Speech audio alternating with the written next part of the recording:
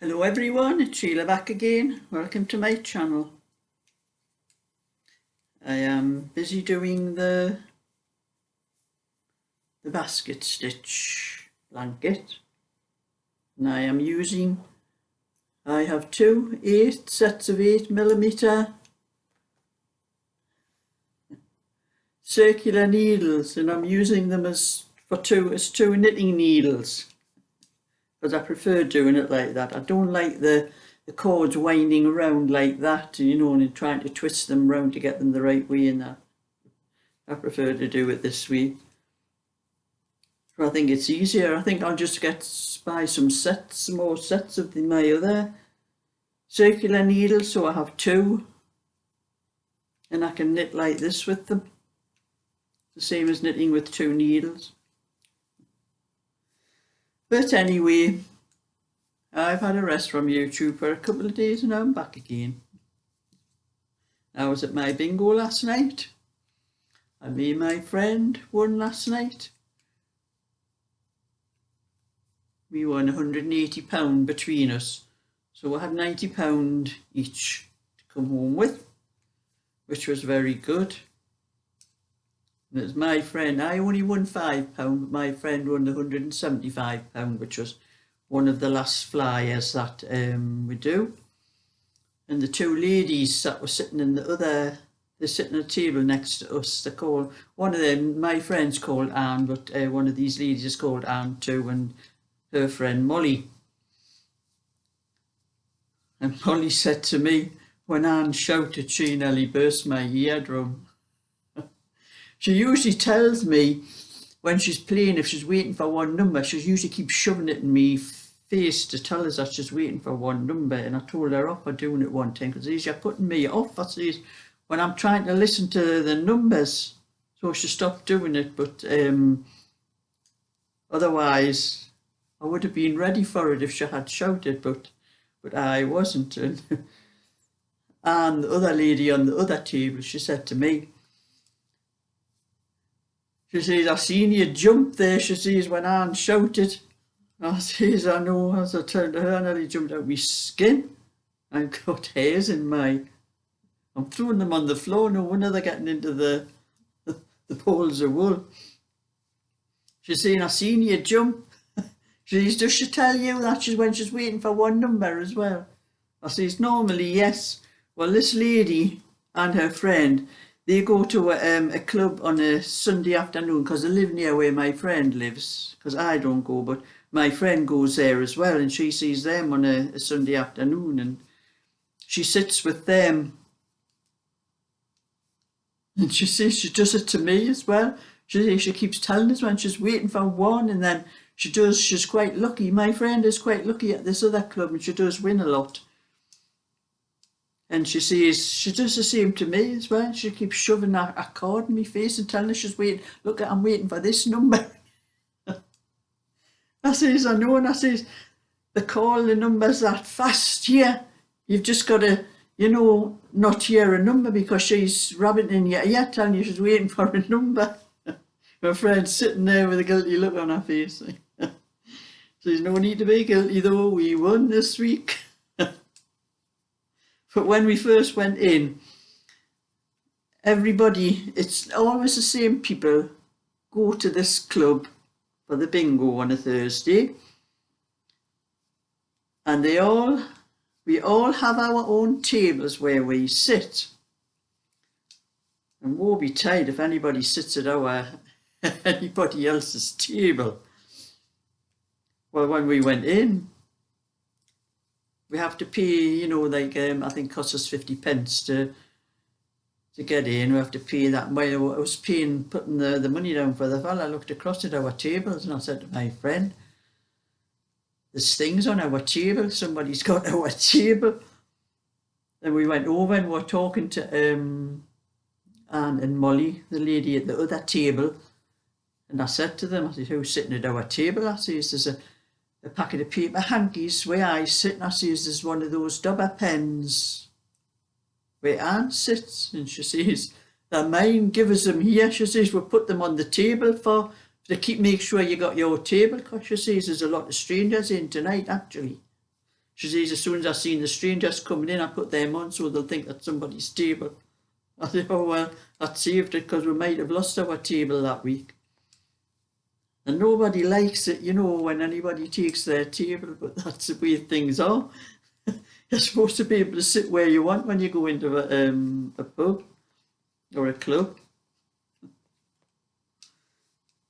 So those other two ladies, Anne and Molly, are always in before me and my friend. Like, they go a bit earlier than us. But I am knitting. I'll show in a minute what I'm doing. This is a 3x1 basket stitch blanket. That's how far I've got with that. And I've put in a little, that's how much I've done. I'm putting a little marker in when I start knitting it so I can see how much I've done without having to count up the rows. So that's just a little marker for, so I know how far I've knitted, and you can see it very well there. So I've knitted 2, 4, 6, 8 rows. And I do prefer knitting with the needles separate like that. But that's how much I've done with that one. This is the rosebud one.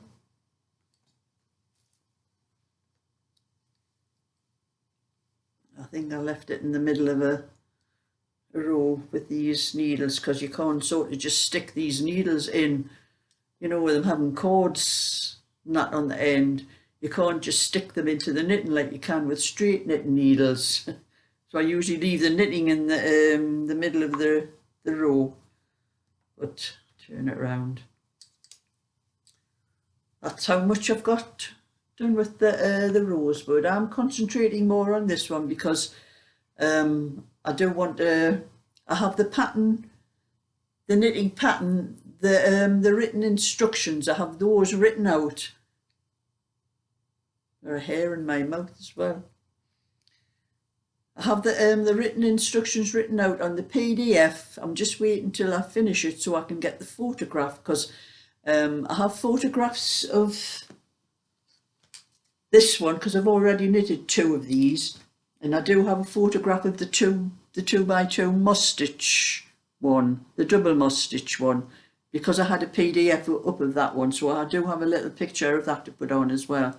But I haven't got one of the rosebuds, so I want to finish it. I could put it up as I'm knitting it the way it is, but I want to finish it first. So I've concentrated on this one a little bit more, so I've got, it's probably, I'm not sure what length it is at my tape measure. I'm doing it to 30 inches.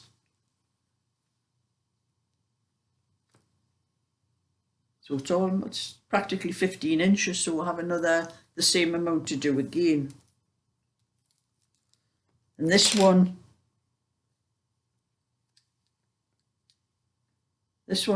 will be up for sale when I've done this one. But the other one will be going to the United States to Dagry, the lady that I knit for over there.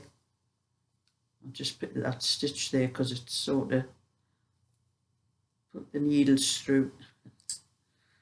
Put that down. So that's how far I've got with the rosebud one. And there's a lady called Catherine who's been doing it. She's sending me the instructions. She's already sent them the instructions for a rosebud one, but she sent it in 4-ply, which is a lot thinner than double knitting. But she has on the instructions, I'll have to message her and ask about it, because she has the instructions for 6mm for 4-ply, which I would imagine, my wool's over there, would make it quite thin and holy. Actually, I don't know, because 4-ply is quite thin. It's not as thick as double knitting. So if I was going to do a one with a single strand, it would be double knitting, because I wouldn't use 4-ply, because 4-ply to me is a little bit thin. But now I'm having a cup of tea as well while I'm sitting here.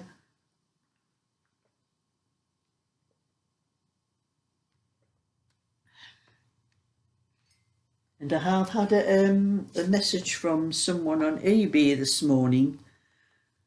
A gentleman, he's actually bought a set. I have a set of 5 knitting patterns, a bargain pack for £7.50 instead of £2.50 for each pattern.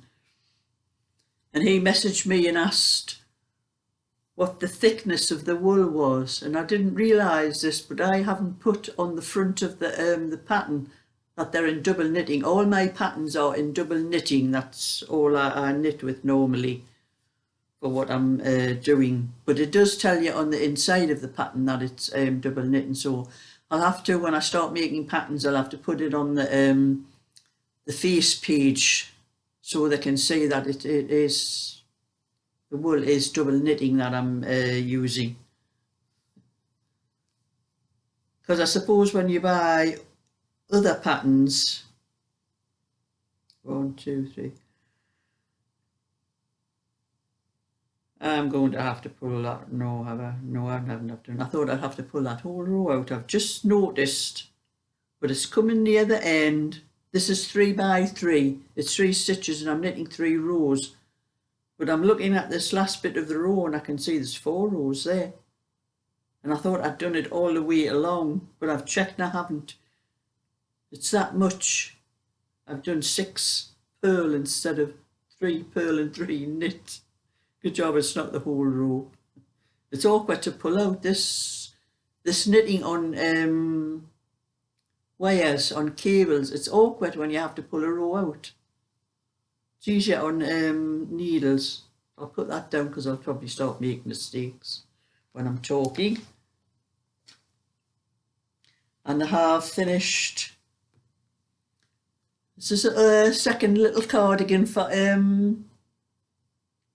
Helen, who's buying the little pink one that I did, and she asked me to do 2 white ones as well.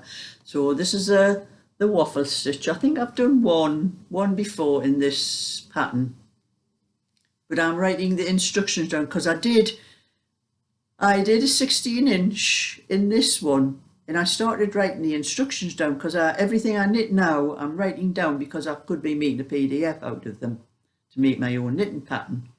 And I had started the instructions for this one, for the back, and I got as far as the armholes on the back and I never put any more down. I don't know why.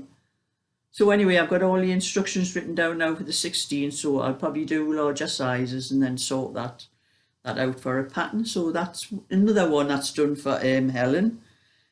And I started on the second one, the white one. This is a pattern. It's like a cable, but it's like a mock cable. It's with this pattern here. You just have 3 stitches.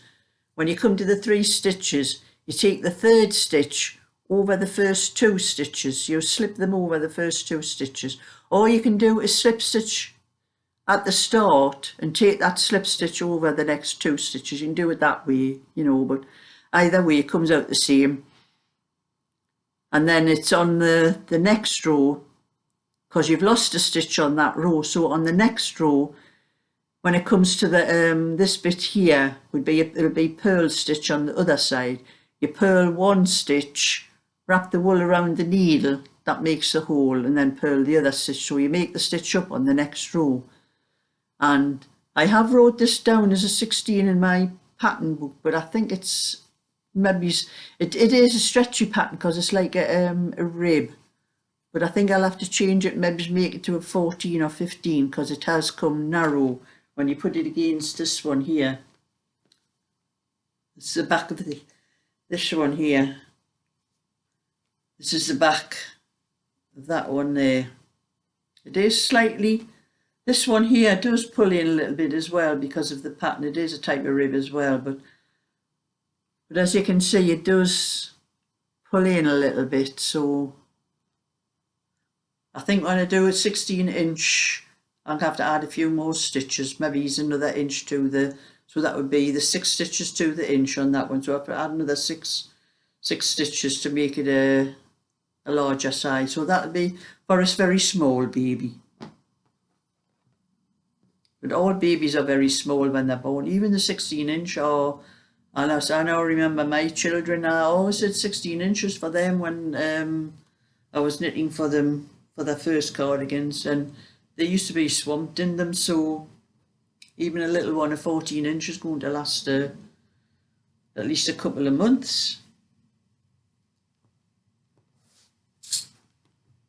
So that's that one, and now back to this here, and I'll pull those few stitches out where I made a mistake. At least they're still on the needle, they're not stitches that have to come onto the cable.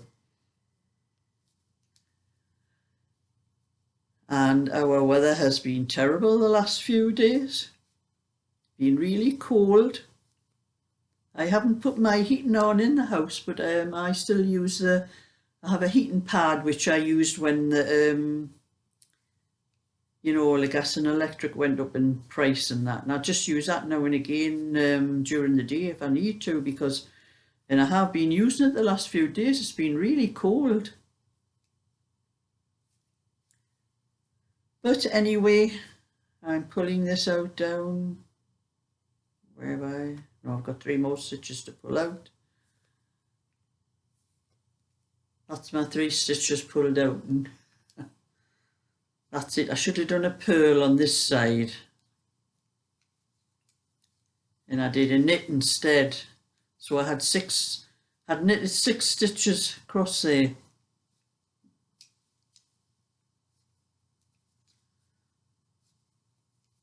And then the last 3 purl.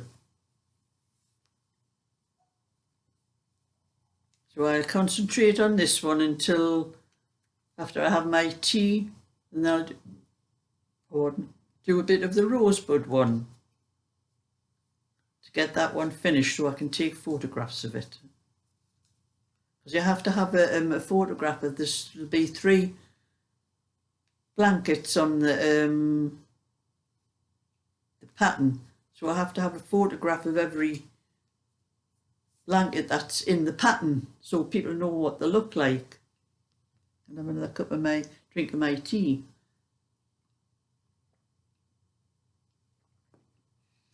And I have been working on another, there's my phone dinging there, I have been working on another pattern that I'm going to do for another blanket, and that's just another one that's reversible.